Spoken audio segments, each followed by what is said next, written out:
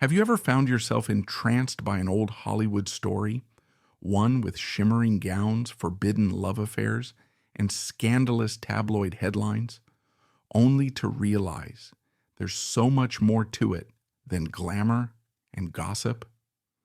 There's often a deeply human tale behind the camera, flashes, and dramatic rumors. If you've never heard the name Lupe Vélez, or only know her as a punchline in a grim Hollywood urban legend, I invite you to settle in and open your heart. Because what lies beneath the glamorous stage name, the Mexican Spitfire, is a triumph and a tragedy that pulses with raw emotion and unfiltered passion.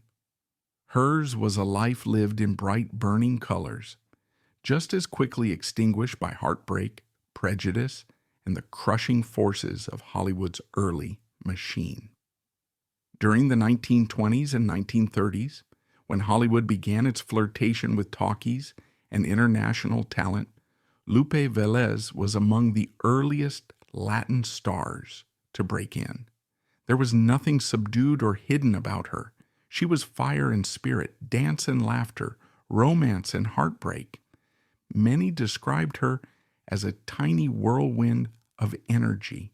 She stood at only about 5 feet tall, yet the magnitude of her presence dwarfed many of her taller, more conventional colleagues. In an era when Latino representation in American cinema was almost non-existent, Lupe broke barriers. She introduced Hollywood audiences to something they had hardly seen before, a Mexican actress who refused to be quiet, who refused to be polite, and who defied the usual docility expected of a foreign import. Now, to really understand where all that fire came from, we have to travel back in time to her childhood in Mexico. Born Maria Guadalupe Villalobos Vélez on July 18, 1908 in the city of San Luis Potosí, Lupe was raised in a period of political upheaval. In 1910, when the Mexican Revolution erupted, her family's life changed drastically. Her father, who was reportedly linked to the military, was sometimes away, and her mother, who had an operatic background, is often credited with instilling in young Lupe a passion for performance and dramatic flair. If you imagine the swirl of family tension, uncertainty during a revolution, plus a mother who could belt out arias with that special Latin vibrato, perhaps you can guess the foundation for Lupe's wild, artistic spirit. She was a performer almost from birth, constantly dancing and singing for anyone who would watch. But Mexico, in the early 20th century, was hardly an easy place to cultivate a blossoming entertainment career. Social norms were strict, and Lupe's exuberance as a dancer was frowned upon by more conservative elements in her community. She wouldn't let that stop her.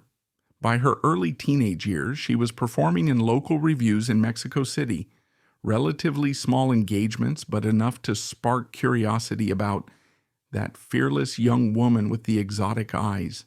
She quickly outgrew the local scene, and just like so many other starry-eyed hopefuls from around the world, she set her gaze on Hollywood.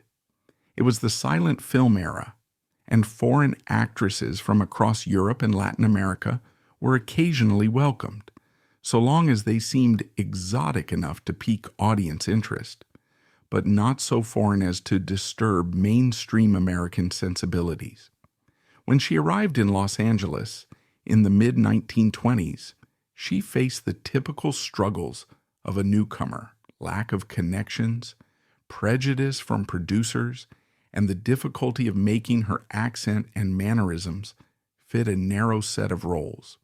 However, Lupe had a special ally, her electric personality that simply could not be ignored. With dancers and actresses from all over Europe clamoring for roles, Lupe's claim to fame was distinct. Hollywood had rarely encountered someone with such fearless comedic timing paired with a gorgeous face. She was the perfect package, a talent for comedic pantomime and an ability to sell drama with her eyes alone. an invaluable gift in the silent era. And so, the dream began. She scored one of her earliest screen appearances in 1927 when she caught the attention of the legendary director and actor Douglas Fairbanks. He cast her in The Gaucho, a romantic adventure film that remains a cult classic of the silent era. Though the movie was overshadowed by bigger hits, it brought Lupe front and center. The camera adored her.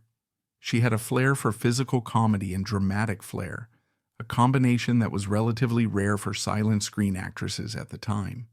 Many silent film actresses relied almost entirely on softness and subtlety, but Lupe electrified her scenes with dynamic gestures, comedic spontaneity, and a facial expressiveness that bordered on the theatrical, yet still felt real enough to resonate on screen. The real shift in her life came with the transition to talkies around 1929. Hollywood, rattled by the sudden onset of sound technology, was in a frenzy for fresh voices. Many silent stars lost their footing because their voices didn't match their carefully cultivated on-screen image. But Lupe Vélez was an entirely different story. Her accent was distinctively Mexican. Her tone was vibrant and agile, and she seemed to relish the verbal sparring that talkies made possible. She could deliver comedic lines with a sassy punch that charmed some audiences and appalled the more conservative ones. Studios were intrigued but also cautious. Here was a Latina actress whose accent made her stand out from the standard mid-Atlantic or neutral American voice. Yet that was exactly what certain producers believed they could exploit for comedic effect, labeling her with stereotypical roles that played up her fiery Mexican persona. Thus was born the Mexican Spitfire, an on-screen image that captured the raucous side of Lupe's personality and turned her into something like a comedic hurricane. Over the next decade, she starred in a range of films, from the comedic Mexican Spitfire series to the more dramatic Palooka. She also shared the screen with some of the era's most famous leading men. Though many of these roles were predictable, she was often cast as the tempestuous Latin lover or hot-blooded comedic foil. Lupe managed to elevate them with her unrelenting energy. Directors found her challenging. She wasn't a submissive actress who silently followed commands. Instead, she argued, improvised, and occasionally launched into on-set tirades if she felt misunderstood. But that same unpredictable spark made her stand out in a sea of more demure starlets. As her star rose, her personal life became a favorite subject of Hollywood gossip. If the press could paint her as the chaotic, tempestuous woman off screen, it fed right into her on-screen brand. And let's be honest, she gave them plenty to talk about. Among her most famous relationships was a widely publicized affair with Gary Cooper, one of Hollywood's leading men of the time. Cooper, tall and all-American, seemed an almost comical contrast next to Lupe's petite frame and fiery approach to life. The press ate it up, publishing stories about her explosive temper and the alleged ways she would fight with or cling to Cooper. Whether many of those accounts were exaggerated, nobody can say for certain, but we do know that the affair ended dramatically, possibly because Cooper's family and studio bosses disapproved of a Latin actress overshadowing his carefully cultivated, wholesome cowboy image. Still, that relationship was but one chapter. In 1933, Lupe married Johnny Biesmuller, the Olympic swimmer who had become world famous portraying Tarzan in the early MGM films. Their union was as turbulent as the tabloids suggested. We don't have to rely solely on rumor to guess there was a real storm behind the closed doors. Weissmuller was known for his own temper. He was physically imposing, and according to some of Lupe's close friends, he had a jealous streak. Their marriage was plagued by constant quarrels that sometimes escalated into physical altercations. Imagine the screams of two individuals who both possessed outsized personalities, the Mexican Spitfire and Tarzan, going at each other behind mansion walls. Though some tabloids trivialized it as comedic material, the truth was likely far darker and more painful than Hollywood rumor mills let on. The union didn't last.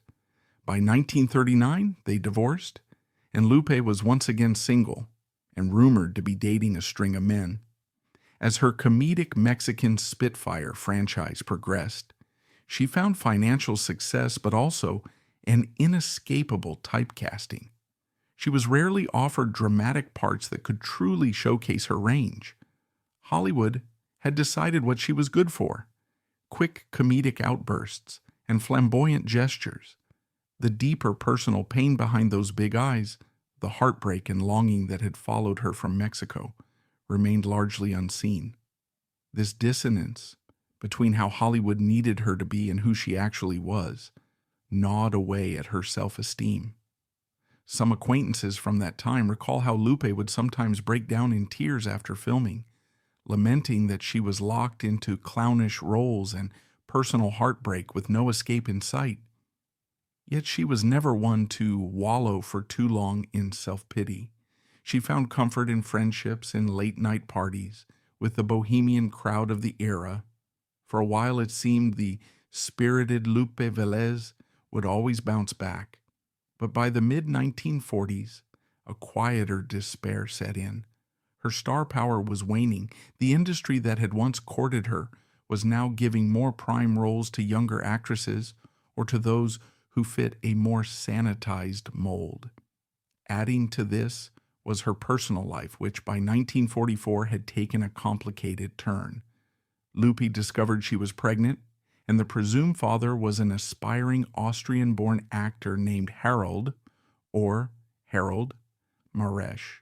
By most accounts, this was not a stable relationship.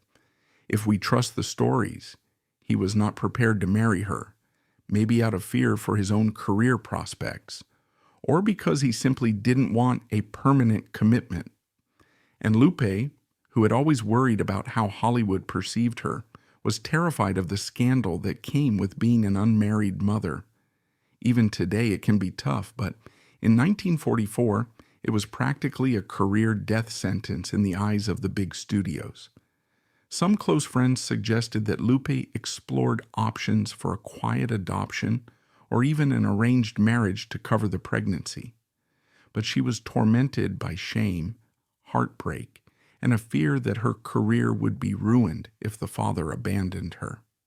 Coupled with the exhaustion of constant typecasting and the weight of her rocky romantic history, she began to see no way out. In a series of final notes that she apparently left behind, it said she revealed her intense desire to maintain control over her image, her legacy, and, above all, her pride. What she wanted, heartbreakingly, was to preserve a beautiful memory of herself, as if she refused to let Hollywood or the tabloids degrade her further. On December 13, 1944, she had dinner with friends. To onlookers, it seemed a perfectly ordinary evening. She was neither reclusive nor visibly distraught. But once alone in her bedroom that night, everything changed. She donned a white silk gown, some say it was her favorite, and took a large dose of Seconal, a potent barbiturate. The official coroner's report concluded she died from an intentional overdose. But Hollywood, always eager for sensationalism, spun a gruesome rumor that she had died in a bathroom, having vomited the pills and collapsed in humiliating fashion. This rumor circulated for years, repeated by gossip columnists who seemed to take perverse delight in mocking the final moments of a woman they had already ridiculed in life. The story was repeated in comedic monologues and overshadowed the real tragedy of her death. We can ask ourselves now, what was really behind that lethal combination of heartbreak, shame, and stigma? Part of the tragedy is an intersection between Hollywood's limited acceptance of Latin talent and the era's deeply embedded sexism. Lupe wasn't allowed to show vulnerability. She had to keep up a fierce facade to survive. When she realized she was pregnant and that the father probably wouldn't marry her, she believed it would destroy her career entirely. Today we have a somewhat more open conversation about single parenthood and out-of-wedlock births. But in 1944, especially for a star whose livelihood depended on maintaining an acceptable persona to studios and mainstream America, it must have felt like a locked door with no key. If you dig a little deeper, you'll uncover lesser-known anecdotes that humanize Lupe in ways the tabloids never could. For instance, there's a poignant story told by one of her close friends, the dancer and choreographer who once worked with her on a small vaudeville-style show. He recounted how, during rehearsals, Lupe would enthrall everyone with improvised jokes and comedic physical gags. But afterwards, she would linger at the piano playing soft, melancholic tunes. He said her face would change in those moments, as if a heavy sorrow emerged once the lights were off. No one knew exactly what weighed on her mind, perhaps memories of Mexico, or the feeling she didn't quite belong in that harsh Hollywood environment. And it's that contrast, the unstoppable comedic presence on stage, the quiet sadness behind the curtain, that makes her story so compelling. She was a woman desperate for a sense of belonging, for respect, for genuine love, but the swirl of the tabloid spotlight and the industry's stereotypes made that nearly impossible. Controversies also dogged her at every turn.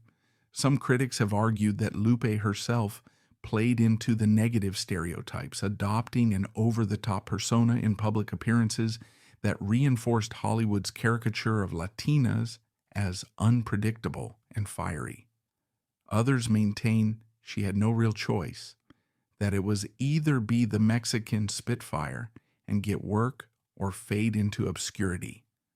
The truth likely lies somewhere in the middle. Lupe was indeed naturally vibrant and flamboyant. Enough people who knew her personally attested to her unstoppable energy, but she also recognized that playing up that persona gave her an edge in a fiercely competitive industry. Still, it was a double-edged sword. She built a brand that made her successful for a time, but it also trapped her, making it nearly impossible for people in power to see her as worthy of complex, nuanced roles. In many ways, Lupe's predicament foreshadowed the experiences of future generations of Latina actresses. Even today, countless performers from Latin America or of Latin descent speak about being typecast into spicy or fiery roles, expected to represent an entire culture in a one-dimensional stereotype. Lupe experienced this in a far more extreme, less forgiving era. She was an outsider from the start, though, ironically, also something of a favorite among certain producers who saw her comedic potential. They used her, but they didn't fully respect her. That's a dynamic as old as the entertainment industry itself. And to watch how it unfolded in her life, you can't help but ache for her. She was a pioneer who needed more care, more understanding, and more genuine support than she ever received.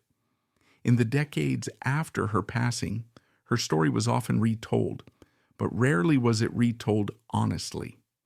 A few European and Latin American cinema historians wrote thoughtful pieces analyzing her comedic style and her significance in bridging silent and talking films. Latin American audiences, especially in Mexico, have periodically reevaluated her star image, with some seeing her as a complex figure who both advanced the visibility of Mexican talent and yet was exploited by Hollywood's prejudice. And that tension remains part of her legacy. She was simultaneously empowered and exploited, worshipped and vilified. The overshadowing rumor about her final moments, as harsh as it is, ironically, gives us a lens into how Hollywood and society at large sometimes treat those who stand out or appear different. Instead of grieving her loss or celebrating her achievements, the rumor turned it into a cruel punchline. It's a chilling testament to how marginalized entertainers, particularly women of color, were subject to vicious gossip that extended into their deaths. Ultimately, Lupe Vélez's tragedy is not merely her passing, it's how that passing was mocked and sensationalized, denying her the dignity she desperately wanted. While she tried to ensure a controlled, graceful exit, one last personal wish, her narrative was hijacked and distorted. If we take a step back and ask why her story still matters, the answer may lie in that enduring intersection of race, gender, and celebrity. Lupe Vélez wasn't just a flamboyant star who burned out. She was a woman deeply shaped by a culture that both adored and belittled her. In a larger sense, her story is a reminder that fame and success cannot protect someone from the prejudices of society, nor can they guarantee love and security. Her experiences highlight that quest for control over one's narrative, something every public figure grapples with, particularly those who don't fit the default mold. Lupe longed for respect, not just attention. She craved genuine validation for her art, not just gossip column buzz.